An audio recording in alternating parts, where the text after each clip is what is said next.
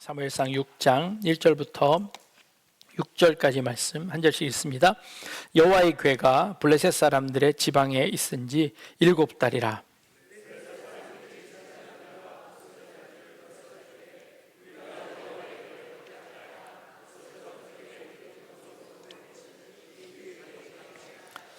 그들이 이르되 이스라엘의 신의 궤를 보내려거든 거저 보내지 말고 그에게 속건제를 드려야 할지니라. 그리하면 병도 낫고 그의 손을 너희에게서 옮기지 아니하는 이유도 알리라 하니.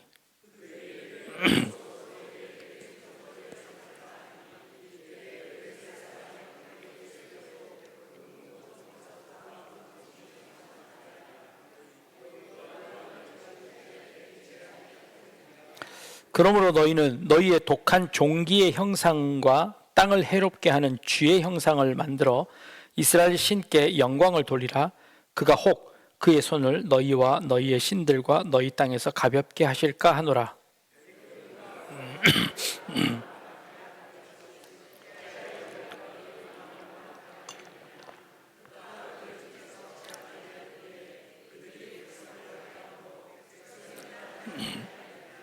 아멘.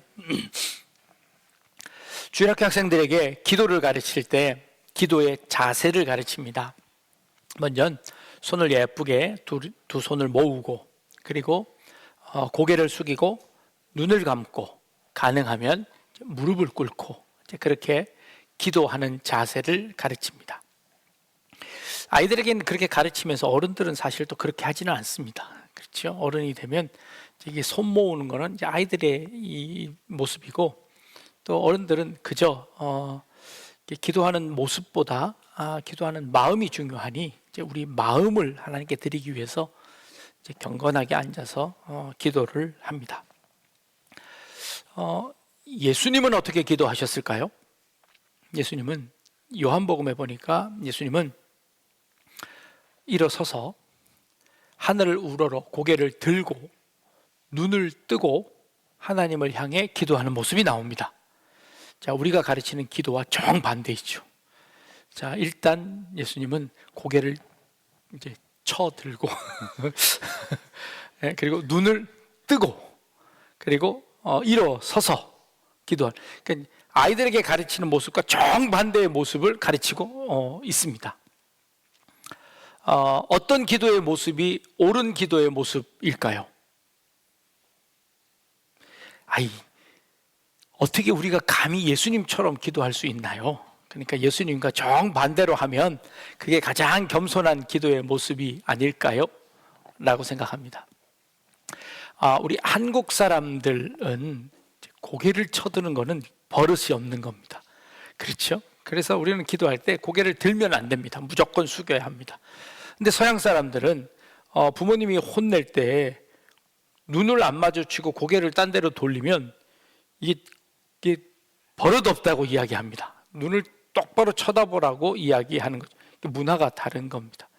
그분들에겐 기도할 때 하나님을 쳐다보고 기도하는 것이 훨씬 더 예의가 있는 기도일지도 모르겠습니다. 어찌되었건 기도의 모습은 다양할지라도 기도하는 우리의 마음 자세가 하나님께 우리의 정성을 드린다면 하나님께서 그 기도를 받으시겠다라고 우리는 생각할 겁니다. 그렇죠? 내용이 중요합니까? 형식이 중요합니까? 내용이 더 중요하지요. 아닌가요? 아니, 그 내용은 어디다 담나요? 형식에 담아야 합니다. 자, 그냥 쫙 퍼질러 누워서 하나님 앞에 기도하면 어떨까요? 그리고 마음으로, 내 마음은 하나님께 정성을 다해서 드리는데 내 몸이 좀 허리도 아프고 불편하니 그냥 나는 다리 쭉 뻗고 누워서 기도하겠습니다 라고 하면 그 모습 속에 그 마음의 정성이 진짜 담긴 걸까요? 우리는 의심할 겁니다. 아니라고. 반면 병원에 누워서 꼼짝없이 아무 움직임조차 할 수 없는 그 상태에서 누워 간절한 마음으로 하나님 앞에 기도하는 그 모습은, 오히려 그런 가운데서도 기도하는 그 모습은 정말 정성스러운 모습처럼 보일 겁니다. 그렇다면 우리의 모습은 어느 정도의 정성을 들이면 진짜 우리의 마음을 담을 수 있는 그런 형식일까요? 조금 힘들더라도 무릎을 꿇고 눈을 꼭 감고, 근데 눈은 도대체 왜 감죠? 눈 감는 이유는 딴 생각하지 않기 위해서. 근데 어떤 분은 눈을 감는 이유는 눈을 감는 순간 우리의 현실 너머의 세계까지도 기대할 수 있는 상상력을 가질 수 있어서 눈을 감는다. 명상은 그래서 명상을 그렇게 한답니다. 아니, 눈을 감는 이유가 우리의 마음을 집중하기 위해서인가요? 아니면 우리의 마음을 더 넓은 데로 보내기 위해서인가요? 우리 형식들이 우리를 혼돈스럽게 만들기도 합니다. 얼마나 정성을 담으면 어떤 모습이 그런 정성을 담을 수 있는 형식이 될까요? 엘리야 선지자가 바알과 아세라를 섬기는 제사장들과 기도의 전투를 한 적이 있습니다. 갈멜산에서 바알과 아세라를 섬기는 선지자들이 열심을 다해 기도합니다. 정성을 다해 기도합니다. 그러자 옆에 있던 엘리야가 조롱하면서 이야기합니다. 야, 너희 신이 지금 응답하지 않는 것 보니 잠깐 외출 나갔나 보다. 너희 신이 지금 잠자고 있나 보다. 얼른 좀 더 크게 소리 질러 너희 신을 좀 깨워봐라 라고 조롱을 합니다. 그러자 바알과 아세라를 섬기는 그 선지자들은 더 큰 소리를 내서 기도합니다. 자신의 마음을, 정성을 더 담아서 혼신의 힘을 다해서 기도합니다. 그 기도가 응답되지 않자 그들은 자신의 몸을 자해해서 몸에 피가 나도록 기도합니다. 자, 그 정도쯤이면 그 마음에 정성이 담긴 것 아닐까요? 그것보다 더 정성이 담기게 어떻게 기도할 수 있을까요? 우리의 마음과 그리고 우리의 형식이라는 것, 이것을 구분해내는 것이 사실 쉽지 않다는 것을 알 수 있습니다. 엘리야 선지자가 기도가 무엇인지를 보여줍니다. 기도는 그렇게 하는 게 아니야. 형식이 중요한 게 아니야. 그 기도가 정말 살아계신 하나님 앞에 도달하느냐, 우리가 기도하는 그 대상이 누구인가라는 것이 중요한 것이지, 그걸 할 수 있는 하나님 앞에 기도하는 것이 참된 기도이지, 그 바알과 아세라에 기도하는 그 기도가 아니야 라고 하는 것을 보여주었습니다. 그래서 엘리야는 그저 하나님께 짧게 기도한 그 기도를 통해 하나님이 그 엘리야의 기도에 응답하시는 모습을 볼 수 있습니다. 기도가 무엇인가를 제대로 안다면 그 기도에 대한 방법 또한 올바른 방법을 취할 수 있을 것이다 라고 하는 것이죠. 고대 철학의 주제는 형이상학이라는 주제였습니다. 그러니까 인류의 그 사상사들을 볼 때 초창기에는, 고대에는 형이상학이라는 것에 관심을 가졌습니다. 형이상학이 뭔고 하니 그냥 쉽게 설명을 드리면 절대 돈이 안 되는 학문입니다. 뭘 질문하냐면 삶이란 무엇인가? 행복이란 무엇인가? 진리란 것은 도대체 무엇인가? 신이 있는가? 신이 있으면 그분은 어떤 분인가? 신이 있는데 그 신은 정말 전지전능한가? 그 전지전능한 신이 있는데 어떻게 이 세상에 악이 존재할 수 있는가? 그 하나님의 능력이 없던가 있던가? 이런 것에 대한 토론하는 것이 형이상학입니다. 그 대답을 찾을 수 있었을까요? 증명해낼 수 있었을까요? 불가능합니다. 그러다 보니 여러 말장난들이 생겨납니다.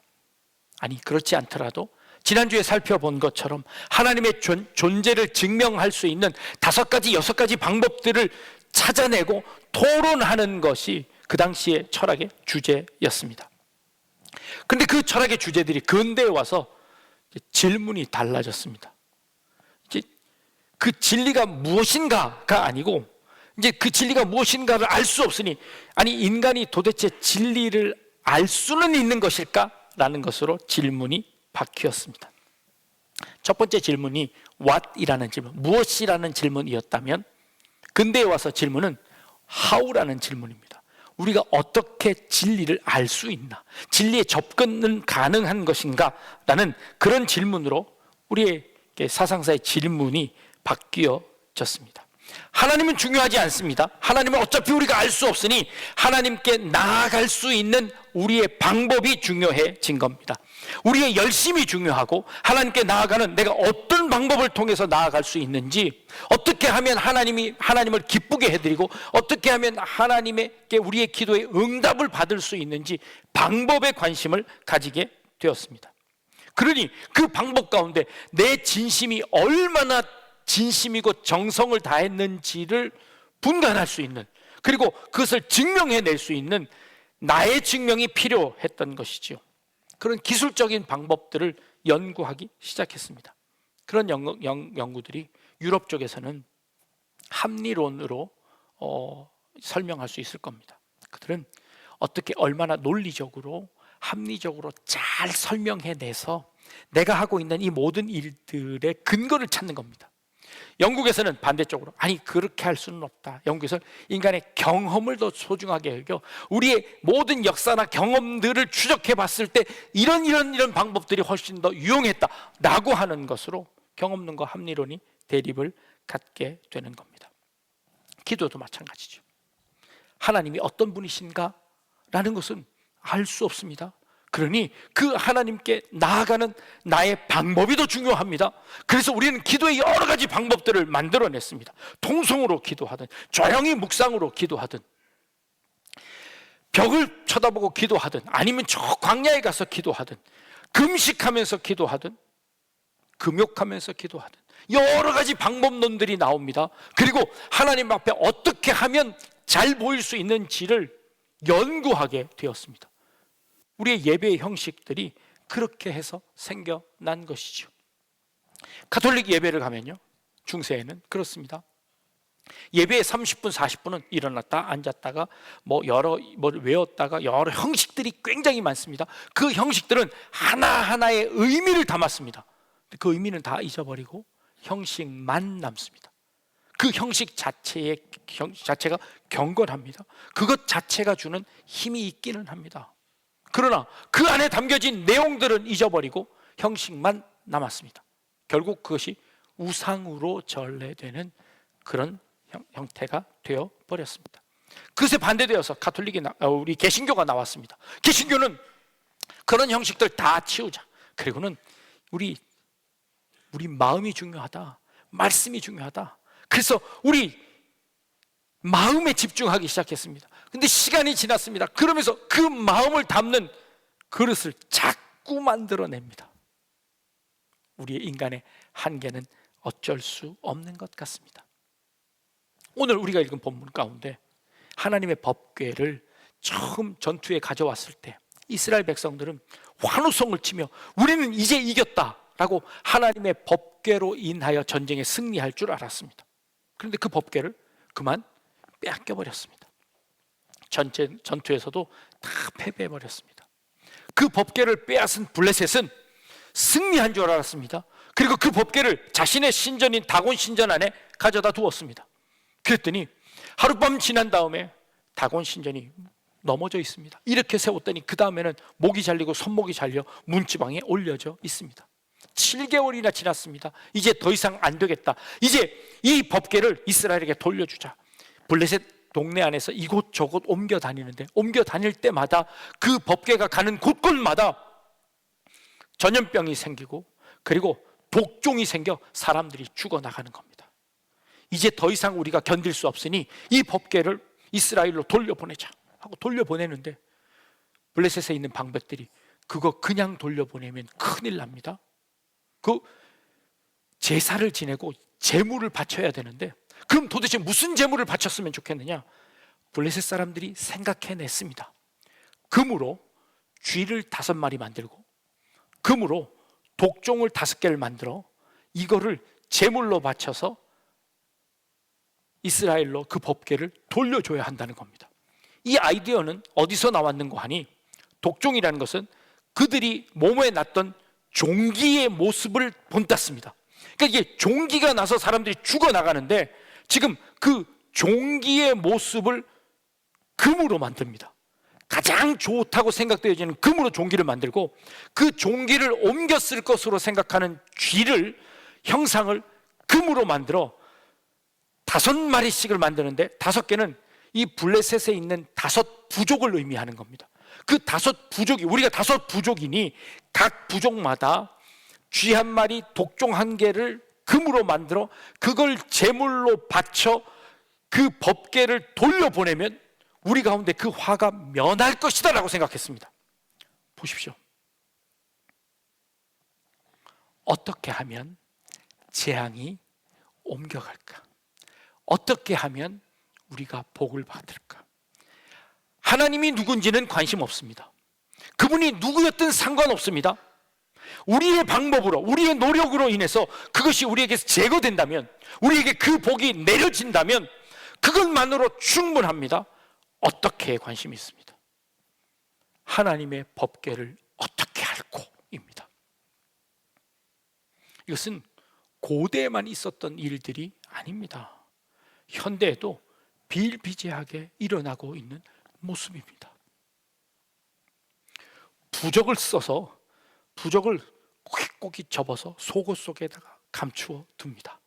그걸 감추어 두는 이유가 무엇입니까? 그 부적에 쓰여진 글씨를 귀신이 무서워해서 나에게 접근하지 않게 하기 위해서 부적을 쓴다고 합니다.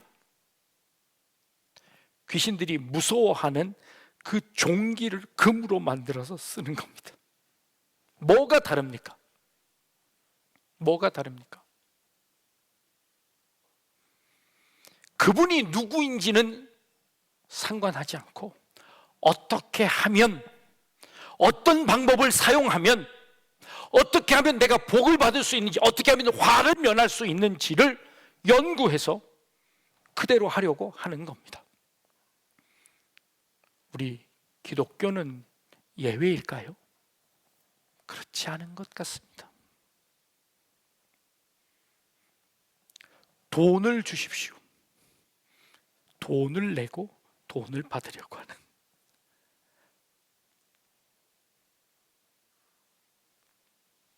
우리의 정성을 하나님 앞에 표현할 수 있는 방법이 무엇일꼬? 이런 새벽에 정결한 마음으로 하나님 앞에 기도하는 것일까요? 내가 이것을 열심히 하면 하나님이 나에게 복을 주실까요? 늦은 저녁까지 금식을 하면 어떨까요? 우리의 하나님을 향한 우리의 정성을 최대한 어필해서 하나님 앞에 하나님의 마음을 움직여 나의 원하는 것을 들으려고 하는 것, 이거 우상이라고 말하는 겁니다. 그런데 하나님께서 지금 이 블레셋이 이런 절차를 거쳐서 하나님의 법궤를 돌려보내는데 하나님께서 아무 말씀도 안 하십니다. 아니, 잘못된 방법임에 분명한데 하나님께서 그걸 아무런 터치를 안 하시는 겁니다. 그저 블레셋이 하고 싶은 대로 그냥 내버려 두십니다.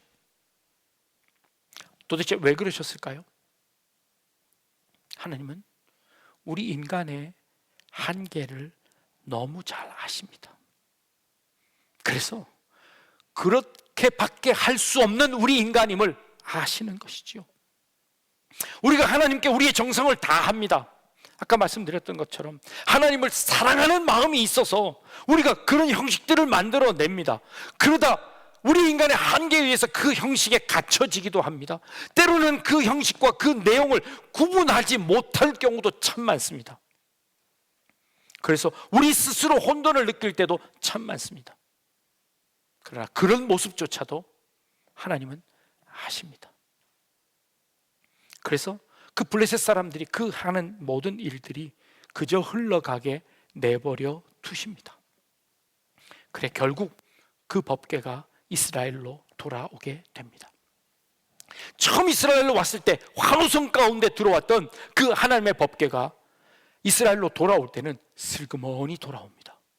이스라엘 백성들도 돌아오는 그 과정 속에 있었던 모든 일들을 압니다.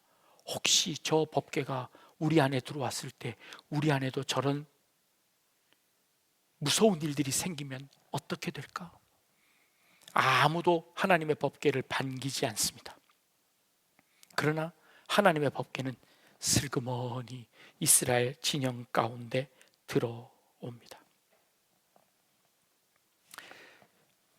현대 사상사의 질문이 첫 번째는 무엇이라는 질문이었다면 두 번째는 how, 어떻게라는 질문이었습니다. 무엇 어떻게의 질문을 한참 동안 하더라도 이 싸움에 답을 찾을 수 없자 현대의 질문은 그 모든 질문을 내버려 두고 다음 질문으로 옮겨갑니다. 그건 why라는 질문입니다. 왜라는 질문입니다. 요즘 젊은이들에게 일을 시키면 왜요? 라고 물어봅니다. 내가 왜 이걸 해야 하는가입니다. 현대인들은 what, how의 질문에 지쳐 이제는 why라는 질문을 던지기 시작했습니다. 신이요? 저 상관없는데요. 관심 없는데요. 내가 관심 없는 그 신에게 여러 가지 예배해야 하는, 섬겨야 하는 그 방법들이요, 저 관심 없는데요. 내가 왜 해야 하는데요? 이 왜라는 질문을 현대에는 던지기 시작했습니다. 그리고 그 왜라는 질문에 교회가 답하지 못하자 많은 사람들이 교회를 떠나고 말았습니다. 하나님이 계십니다. 전 관심 없는데요. 그 하나님 앞에 우리는 예배해야 합니다. 왜요? 그 질문에 우리는 대답할 수 없자 젊은이들이 다 떠나기 시작했습니다. 우리의 질문은, 이 현 시대의 질문은 우리는 왜 하나님을 믿어야 합니까? 라는 것으로 바뀌어졌습니다. 하나님의 법궤가 이스라엘 백성들로 들어왔습니다. 아주 조용히, 아무도 관심 가지지 않는 그 상황 속에서 하나님의 법궤가 들어왔는데, 그 들어온 법궤가, 그 법궤를 모신 집 안에, 그 안에 하나님이 함께 하시며 복을 주시기 시작했습니다. 그 사람의 집안에 변화가 생겼습니다. 그리고 그 변화로 인하여 이스라엘 백성들이 그 변화를 목도하기 시작했습니다. 그 기간이 얼마쯤 되었을까요?